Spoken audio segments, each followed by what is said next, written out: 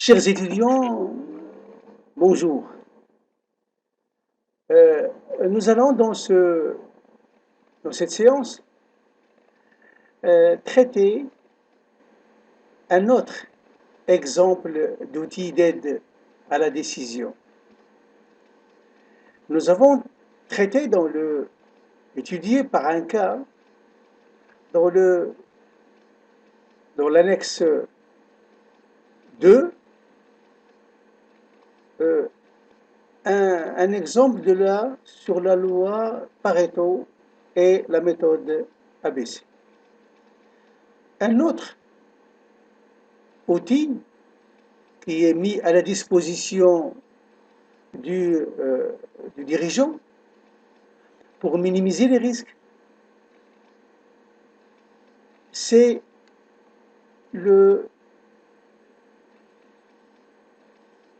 l'outil de suivi de trésorerie. En effet, dans une entreprise, et surtout une jeune entreprise, le thermomètre de la trésorerie, c'est surtout le compte en banque. Car si le compte en banque est négatif ou il y a une faible euh, provision, c'est un signal rouge pour le dirigeant d'entreprise. Il doit avoir un compte en banque solide, bien provisionné. Donc il représente le thermomètre de l'entreprise. Car c'est lui qui indique, toujours le compte en banque, c'est lui qui indique s'il faut faire une dépense envisagée ou bien attendre le mois prochain. Mais le problème de ce compte en banque, c'est qu'il enregistre les opérations en retard. Vous voyez, par exemple, quand il enregistre une rentrée, un débit, que lorsqu'il y a 2 jours ou 3 jours ou même plus. Donc, il ne peut pas il ne permet pas aux dirigeants de suivre sa situation réellement euh, en temps réel. Par conséquent, pour résoudre ce problème, le dirigeant peut tenir lui-même un registre avec un état de dépenses et de recettes qui sont prévus au jour le jour, c'est-à-dire chaque jour.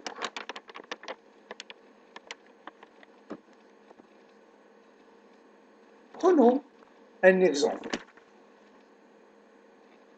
dans lequel vous voyez les opérations. Regardez, on est par exemple le 15 novembre. Aujourd'hui, le 15 novembre. Et le dirigeant, va établir le relevé de toutes les opérations jusqu'au 31 décembre. C'est pratiquement plus d'un mois. Il est le 15, donc le 15 novembre jusqu'au 15 décembre, jusqu'au 31, c'est presque un mois et demi. Donc, il va établir quelles sont les dépenses qui vont être, et les recettes, qui seront enregistrées chez lui jusqu'au 31 décembre. Par exemple, ici, le 15, le solde, il est positif, 100. Le 15, il va émettre un chèque qu'il va présenter de 20. Le 24, il va payer la TVA. Le 30, il va escompter des traites, donc c'est une rentrée. Le 30-11, les salaires, il doit payer les salaires, etc. Regarde, chèque, il va payer le chèque, les factures, donc c'est une rentrée. Le téléphone, il va le payer, non, plutôt les factures, donc c'est une sortie, etc. Alors, lorsqu'il va établir toutes les, les rentrées et les sorties, qui sont connues d'ailleurs, hein, s'il fait une vente, il a soit une traite, il sait combien, quand il va payer le chèque, le téléphone, quand est-ce qu'il va payer le loyer, il connaît ça. Il connaît quand, hein, les dates exactes. Donc, lorsqu'il va établir, lui toujours il est au 15, hein, 15 novembre. Donc il va établir jusqu'au 31, regardez ici, jusqu'au 10, et là, il aura une, une trésorerie positive, 63. Hein, 63, regardez ici, c'est 63. Mais dès le 14 décembre, il va tomber dans le rouge, parce il payera les charges sociales, il payera les traites, regarde, je suis en train de parler dans le futur, il payera la TVA, il va rentrer également un chèque, un client va lui payer un chèque, les traites, il aura des traites sur des clients ils sont évalués à 170 dirhams, il va payer les salaires, etc. le mois de décembre, et il aura une rentrée d'un chèque de Z, de client Z, qu'il va. Donc, durant toute cette période, du 14 pratiquement au 31 décembre, il vivra dans le déficit. Alors, qu'est-ce qu'il doit faire? Dès maintenant, dès le 15, 11 novembre, il doit agir. Il doit faire une anticipation, hein, prévenir. La prévention, n'est-ce pas? C'est son rôle, parmi les tâches et les activités du manager. Dans cet exemple, qu'est-ce qu'il va faire?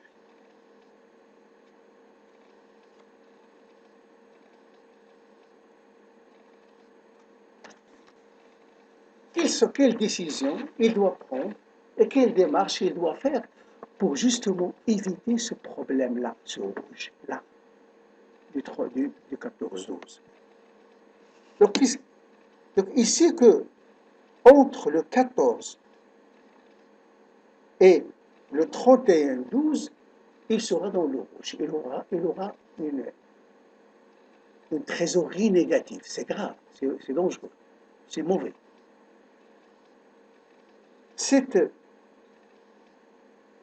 Ce déficit va commencer dès le 14. Regardez.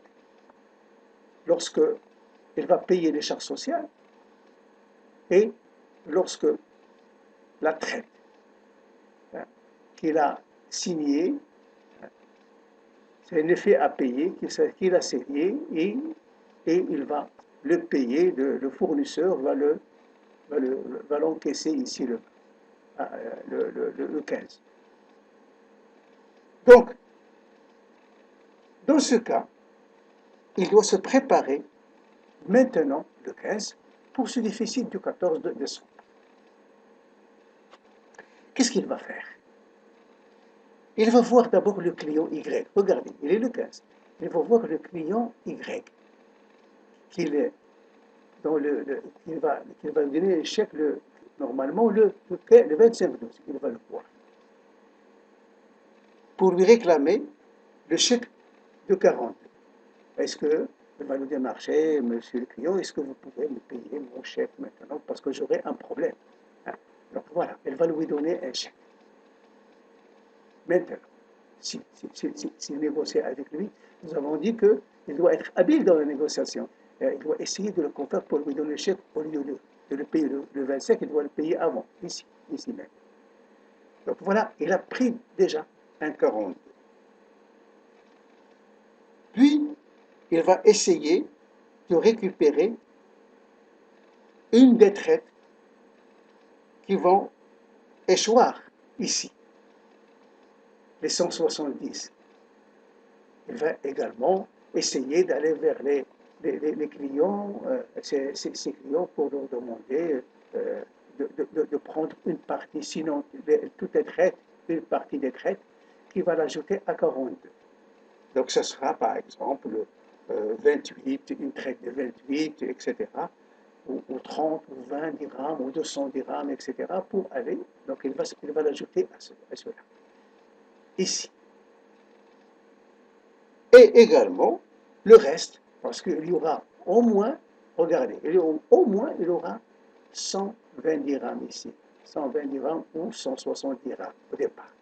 Hein, le 14 et le 15.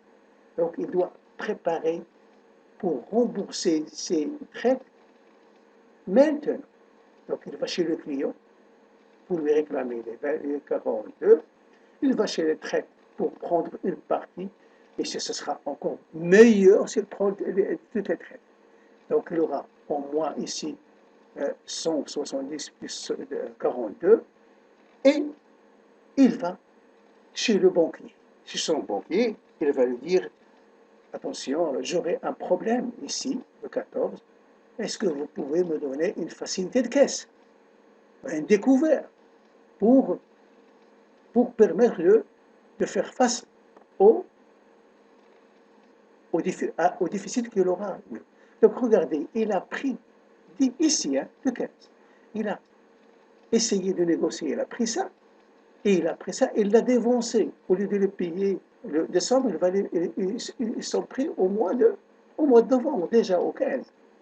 Donc, il a renfloué sa trésorerie par prévention, avant que le problème ne se pose. Car quand il aura les 170 au moins qui sont déjà chez lui au mois de novembre, ça veut dire qu'il aura déjà de quoi payer ses échéances, ses traites-là, ses charges sociales et ses traites quand il arrive à échéance. Voilà une prévention.